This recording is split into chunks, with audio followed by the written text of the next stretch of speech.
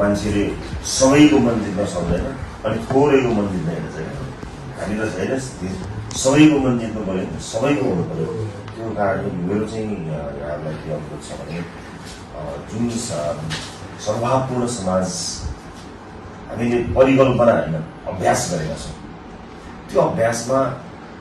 कुनै पनि ढङ्गले राजनीति प्रवेश गर्ने बित्तिकै त्यो बिथोलिएको धेरै इतिहासमा हामीले देखेका छौँ। अब साँच्चै नै हो के भने यो जब धर्ममा राजनीति प्रवेश गर्छ र जब राजनीतिले धर्म छाड्छ यस्तो किसिमको परिस्थिति आउँछ। यस्तै बेलाका लागि त नेतृत्व केका लागि एउटा सहजताको बेलामा होइन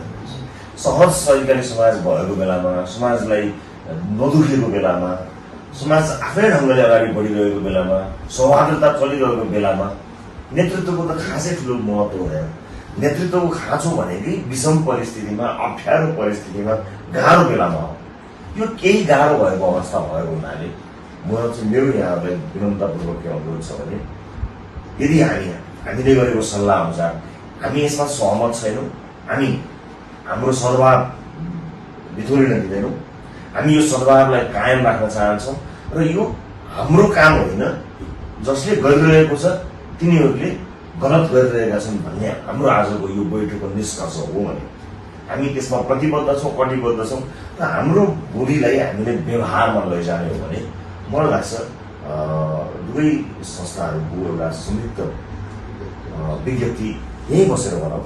यहीँबाट सन्देश दिउँ त्यसले चाहिँ के भन्छ भने तत्काल यो फैलिन्छ हामी यही ड्राफ्ट गरौँ यहाँहरू यदि सहमत हुनुहुन्छ भने र यो श्रेय जसले पाए पनि फरक पर्दैन यो श्रेय प्राप्त गर्ने दौडमा हामी छैन म त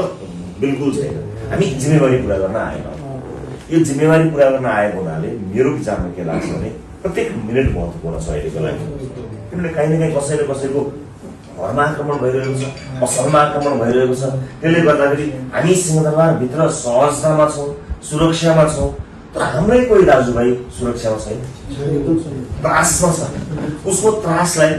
हामीले सुविधाजनक भएर हेरौँला बसौँला भरे लेखौँला भोलि छलफल गरौँला भन्यो भने त्यो त्रासप्रति हाम्रो जिम्मेवारी देखिँदैन। मेरो यहाँलाई म त अनुरोध होइन याचना गरिरहेको छु साँच्चै म यहाँहरूलाई के याचना गरिरहेको छु भने हामीले मानिसको ज्यान जोगाउने नागरिकको चाहिँ नि जनधन जति पनि छ जोगाउने यो बेलामा हामीले अलिकति पनि ढिला गऱ्यौँ भने त्यसले अर्को विध्वंस निम्ताउन सक्दछ। हाम्रा भाइ भतिजाहरू लडिरहेका छन् एकअर्कासँग लडाइँ गरिरहेका छन् जसले जुन उद्देश्यले यो आगो झोसेको भए पनि यो आगोले डढाउने हाम्रै घर हो। आज त्यो डढेको घर अलिक पर छ सिंहदरबारबाट र त्यसको तातो त्यसको धुवा हामीलाई महसुस भएको छैन तर त्यो सर्केर आउने फेरि यही हो यही देश सर्किने हो यो देश हाम्रो देश हो। वर्षौँदेखि एकअर्कासँग मिलेर बसेको यो समुदायमा आँखा लाग्यो